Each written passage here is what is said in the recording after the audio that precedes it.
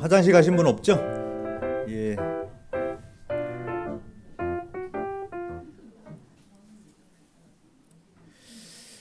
예. 우리 뭐 먹을 거 챙기실 분 챙기시고.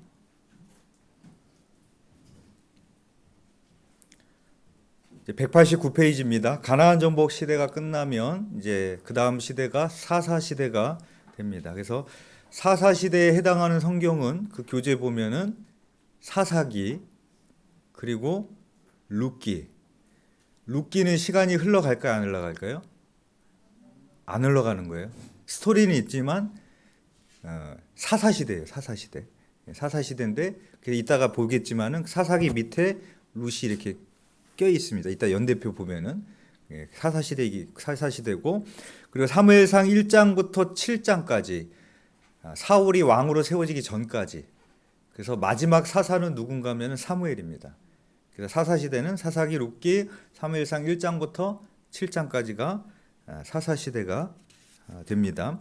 190페이지 보시면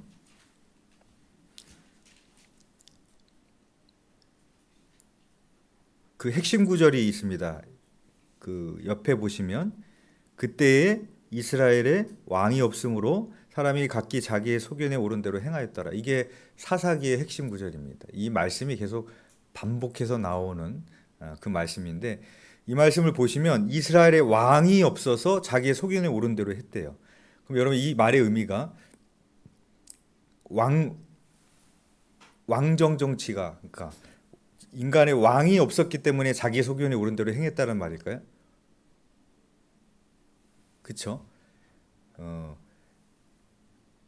이스라엘 백성들이 하나님이 왕정을 원하지 않으셨어요. 이따가 나중에 사무엘 보면은 자기들이 왕을 세워달라고 그래. 하나님은 원하지 않았어요.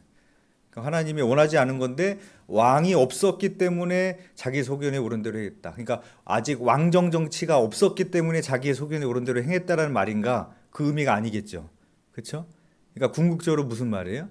하나님이 왕이 되지 않았기 때문에 자기 소견에 오른 대로 살았던 것이, 그러니까 왕정이 아니어서 자기 소견을 산 게 아니라 하나님이 왕이 되시지 않았기 때문에 자기의 소견에 오른 대로 산 것이 바로 사사기가 됩니다.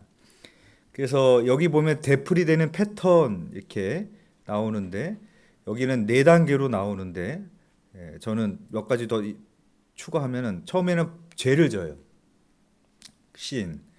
그리고 나서는 하나님이 심판하십니다. 이방 족속들을 통해서 막 치셔. 그러면은 고통, 막 괴로워해.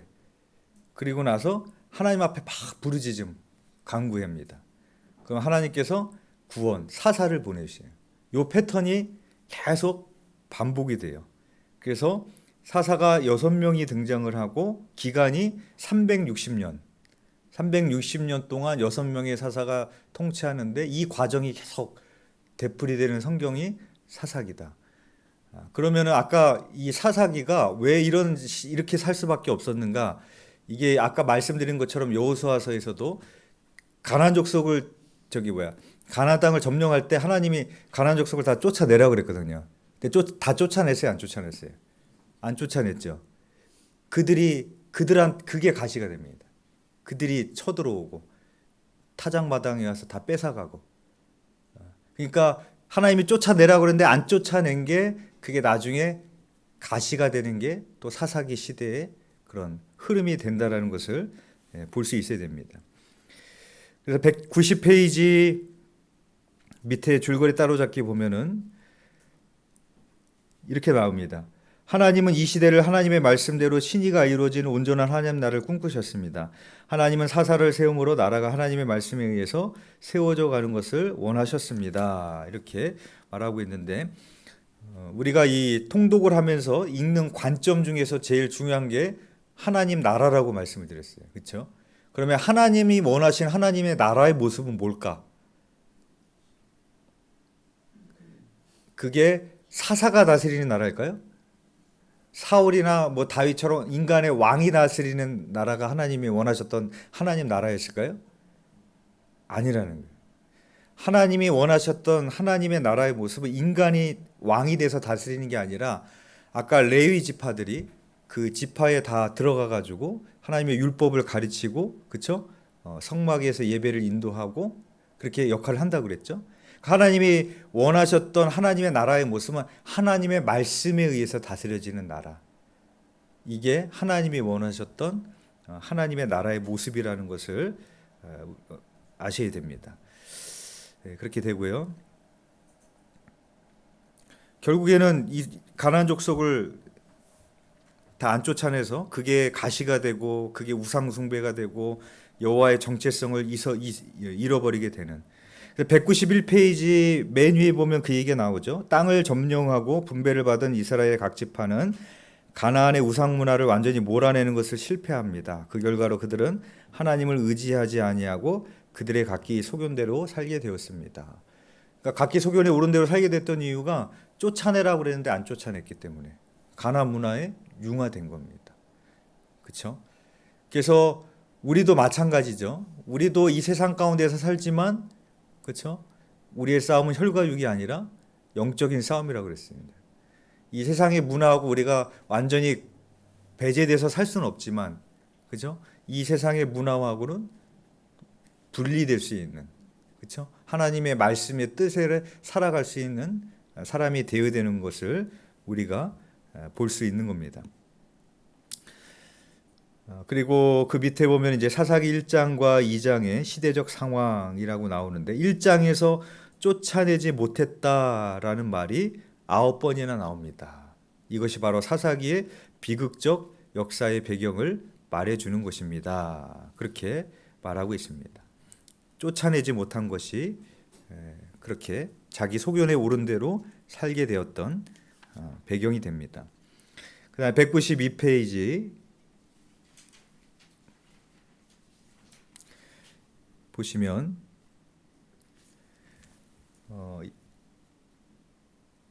그 세 번째 단락 보면 여호수아 21장 41절에 레위 지파는 땅을 기업으로 받지 못하고 각 지파 땅의 성읍에 흩어져 살면서 율법 교육을 하게 되어 있었습니다. 이렇게 되어 있죠. 그리고 아까 그거 제가 잘 기억하고 있으라고 그랬죠. 예.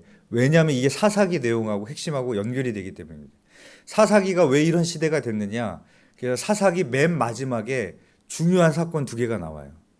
근데 그 중요한 두 개의 사건이 레위 지파하고 연관된 사건이 나와요.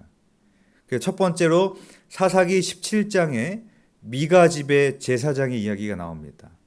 그 에브라임 지파의 미가라는 사람이 있는데 그 엄마의 돈을 훔쳐서 그것이 갈등이 돼서 그것을 다시 돌려줍니다. 그랬더니 그 엄마가 그 돈으로 우상을 만들어서 신당을 세웁니다. 그리고 그 후에 베들레헴에 거주하던 한 레위인이 거주하던 곳을 찾다가 미가의 집에 머무르게 됩니다.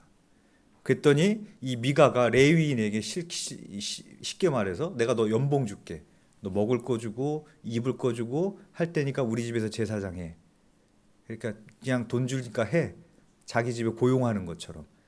그런 이야기가 나옵니다. 그 레위인의 타락이죠. 예.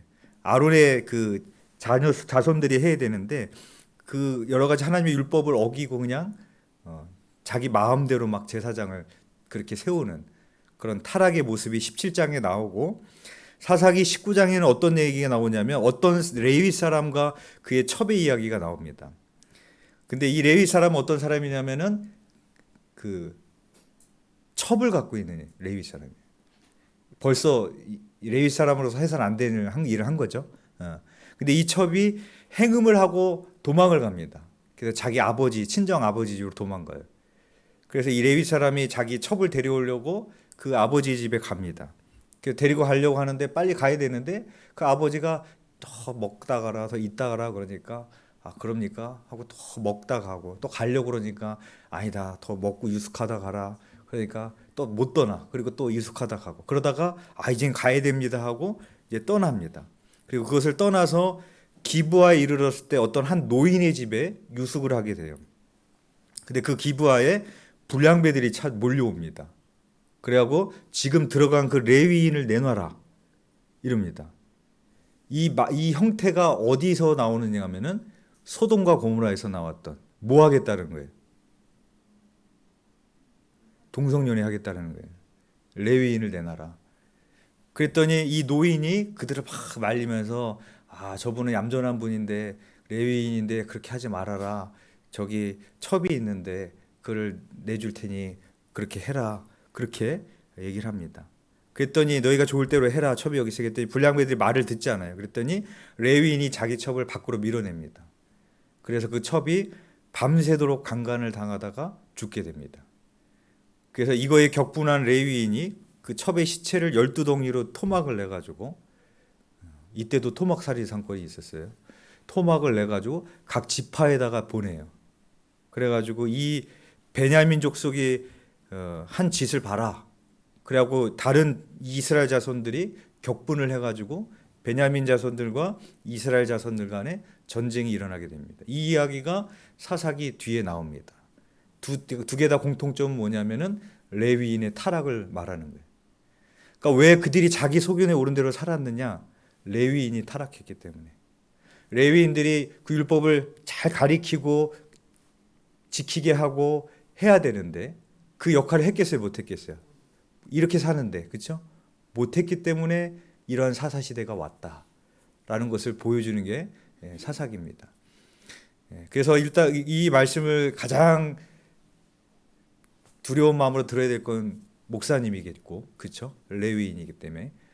또 목사님뿐만 아니라 부모가 그렇고 속회를 맡은 속장님들이 그렇고 아이들을 맡은 교사도 그런 겁니다.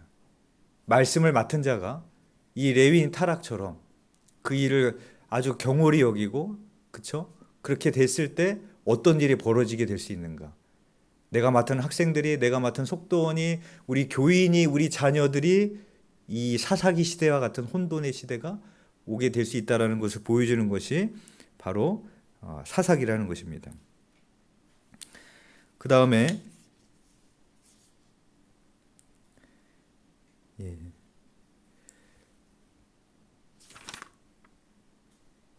이제 194페이지 보시면 이제 여러 가지 사사들이 나오죠. 뭐 기드온도 나오고,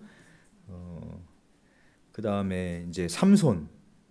삼손은 뭘 얘기하는가 하면은 삼손은 신위로 태어난 사람입니다. 신위의 삶을 살았던 사람입니다. 나실인으로, 그렇죠? 구별된 삶을 살았던 그 삼손이 왜 나중에 눈이 뽑히고 그렇게 죽게 되느냐?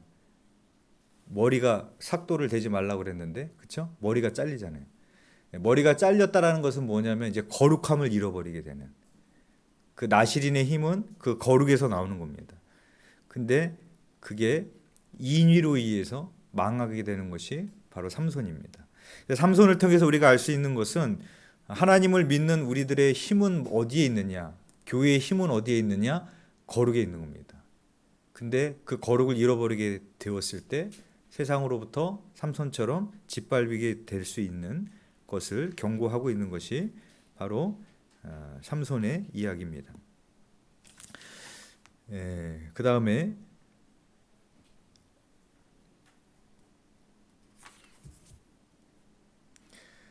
이 사사기 시대에 이렇게 여러 가지 이야기가 나오죠. 뭐 기드온도 나오고, 기드온을 향해서는 하나님이 너는 큰 용사다. 막 타작마당에 숨어서 막 그러고 있는 기드온한테 너는 큰 용사라고 하면서 그렇게 용기도 주는 말씀을도 사용하시는 것을 볼 수가 있고, 그래서 이 사사 시대가 이렇게 혼돈의 시대를 계속해서 말하고 있는데, 그렇다면은 이 사사기만을 보면 하나님의 나라는 물 건너 가는 것이냐, 희망이 없는 것이냐? 그렇지 않다라는 것이죠. 누구를 등장시키는가 하면 성경이 그 뒤에 누가 나옵니까? 룻을 등장시키는 거예요. 사사 시대. 이 자기 소견에 옳은 대로 살았던 이 시대에도 믿음을 가지고 살아가는 사람이 있었다라는 거죠. 그래서 하나님은 그 사람을 통해서 하나님의 나라를 계속해서 세워 가시는, 그렇죠? 룻을 통해서 다윗이 오고 하나님의 나라가 계속해서 이어지는. 그래서 며느리들이 제일 싫어하는 성경이 룻기라고 그럽니다. 왜냐하면은 어머니를 붙쫓아 가야 되니까. 며느리들이 제일 싫어하는 성경이 룻기다. 그래서 이 룻기를 통해서 그렇게 됩니다. 그 다음에 이제 198페이지 보시면 이제 룻기가 나오죠. 그래서 룻기를 보면은 어떻게 보면은 그냥 한 여인의 가정사인데 이게 꼭 성경에 꼭 들어가야 되냐? 뭐 이런 생각이 드는 성경 중에 하나가 룻기입니다. 근데 룻기가 나오는 이유는 이제 하나님의 나라가 계속해서 이어진다, 간다라는 것을 보여주기도 위함이지만 궁극적으로 누구를 보여주려고 하는가 하면 다윗이라는 사람을 보여주려고 이 룻기가 성경에 등장하게 되는 겁니다. 그래서 이 룻기의 이야기는 199페이지 보면은 베들레헴에서 이렇게 화살표 있죠. 예. 베들레헴에서 살다가 기근이 왔어요. 그렇죠? 그래서 이 나오미 가정이 베들레헴에서 어디로 갑니까? 모압 지방으로 이렇게 갑니다. 그렇죠? 그래서 베들레헴에서 모압 지방으로 기근이 와서 갔다라는 것은 뭐냐면 인위의 삶을 말하는 겁니다. 그렇죠? 이게 누가 겪었는가 하면 창세기에서 누가 겪었어요? 아브라함, 이삭 둘 다 기근이 왔을 때 약속의 땅을 떠났거든요. 애굽으로 내려갔거든요. 그렇죠? 그때마다 인위의 삶을 살았을 때마다 그들이 뭘 경험했는가 하면은 아내를 누이라고 속이는 부전자전 똑같은 죄를 저지르게 됩니다. 그래서 이 나오미의 가정도 인위의 삶을 선택해서 가게 됐을 때 비극을 경험하게 되죠. 그렇죠? 남편이 죽고 첫째 아들이 죽고 둘째 아들이 죽고 그렇게 됩니다. 그래서 며느리한테 다 너희 친정으로 돌아가라. 고향으로 가라. 그렇게 이야기하죠. 근데 이 룻이라는 며느리는 어머니를 붙조차 쫓아가게 되는. 그래서 이 룻의 고백이 뭐예요? 어머님의 하나님이 나의 하나님이 되십니다. 라는 그런 믿음으로 쫓아가게 되는 신위의 삶을 살게 되는 것을 보여주고 있는 것이 룻기입니다. 그래서 200페이지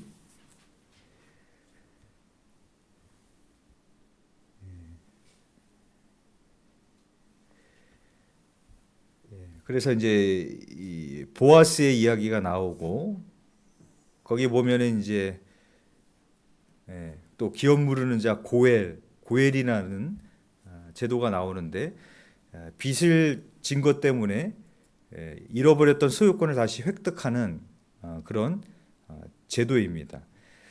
그래서 이 제도의 조건은 첫 번째는 반드시 친족이어야 됩니다. 그리고 두 번째는 물려줄 능력이 있어야 되고 세 번째는 물려줄 의사가 있어야 됩니다. 그래서 보아스보다도 누가 더 먼저 우선권이 있었던 사람이 있죠. 그렇죠? 근데 그 사람은 나는 싫다고 거부합니다. 의사가 없는 거예요. 그래가지고 보아스가 기업을 무르는 자가 고엘을 행하게 됩니다. 그래서 이게 무엇을 의미하는가 하면은 201페이지에 보면은 4번에 보면 고엘의 가장 큰 의미는 고엘이라는 단어가 하나님께 대하여 구속자라는 뜻으로 쓰이는 경우입니다. 라고 말하고 있습니다. 그래서 예수님은 우리의 구속자로 고엘로 오신 분이다. 그래서 반드시 친족이어야 된다라는 조건을 어떻게 충족시키셨는가 하면 육신으로 오신 예수님. 물려줄 능력이 있는가? 육신으로 오셨지만 죄가 없으신 완전하신 분. 세 번째로 물려질 의사가 있으신가? 우리의 죄를 담당하시기 위해서 오셨죠. 의사가 있으시죠. 그래서 우리의 고엘이 되시는 예수 그리스도의 모습을 또 우리가 룻기를 통해서 보게 되어집니다. 이게 이번 한 주간 동안에 우리가 보게 될 말씀이고요. 이 표를 한번 또 보시죠. 이 도표. 신약 성경의 시간으로 보면 도표 보시면 창조 시대, 족장 시대, 출애굽 광야 시대, 가나안 정복 시대, 사사 시대. 우리가 이제 이번 한 주간까지 하면 이제 몇 가지 진도가 나가겠죠. 그렇죠? 성경으로는 창조 시대, 족장 시대, 창세기, 출애굽 광야 시대, 출애굽기, 민수기. 레위기는 신의 살이니까 출애굽기에 붙어 있고 신명기는 모압이니까 민수기에 붙어 있습니다.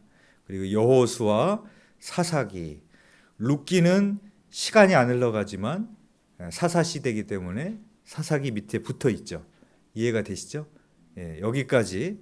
그 다음부터는 이제 왕정 시대가 시작이 됩니다. 그래서 시간의 흐름이 이렇게 가고 있다라는 것을 보시면 될 거고, 지도로 보시면 이거 있죠? 예, 그래서 창세기는 쭉 아비본토 친척집을 떠나서 애굽으로 들어가서 끝났고, 출애굽은 애굽에서 나와서 시내산에서 끝났고, 레위기는 시내산이니까 거기에 그려져 있고, 민수기는 시내산에서 출발해서 가데스 바네아에서 또 오랫동안 머물게 되고 모압 땅에 가서 끝나고, 그렇죠? 신명기는 모압 땅이고, 그리고 여호수아는 요단강을 건너가서 이제 정복을 하고, 그렇죠?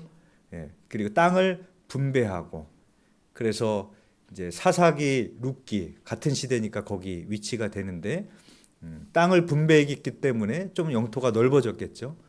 그러니까 구약의 지도로도 사사기, 룻기 여기까지 우리가 지금 왔다. 그러니까 시간의 흐름도 파악을 하고 지도로도 파악을 하고, 그렇게 이번 주 한 주간 동안에 룻기까지 그렇게 읽으시면 되겠습니다. 예. 이번 한 주간은 이동진 장로님이 섬겨주시면 되고요. 이제 슬슬 이제 밀리시는 분들이 좀 생기시는 것 같아요. 마지막까지 이왕 시작하신 거, 이왕이 아니고 마지막까지 모든 분들이 다 일독에 꼭 성공하시기를 부탁을 드리겠습니다. 제가 기도하고 마치겠습니다. 좋으신 하나님 감사합니다. 주님이 십자가를 지시고 걸어가셨던 이 사순절 기간에 특별히 우리를 이 성경 통독 시간으로 불러주셔서 하나님의 말씀을 묵상하며 하나님의 말씀과 동행하는 사순절이 되게 하시니 감사를 드립니다. 하나님, 우리가 이 말씀을 읽으며 우리의 머리에 지식을 쌓는 것이 아니라 우리가 하나님이 원하시고 기뻐하시는 삶이 무엇인지를 깨달아 알아 그 말씀에 순종하는 삶으로 나아가게 하여 주시옵시고, 참으로 하나님께서 그 순종하는 자들을 통하여서 하나님이 사용하시고 축복하셨던 그 하나님의 은혜가 우리의 가정과 우리 교회와 우리의 삶 가운데 열매 맺어질 수 있도록 주여 함께하여 주시옵소서. 한 주간도 주님께서 인도 동행하여 주실 믿사오며 예수 그리스도 이름으로 기도드렸사옵나이다. 아멘.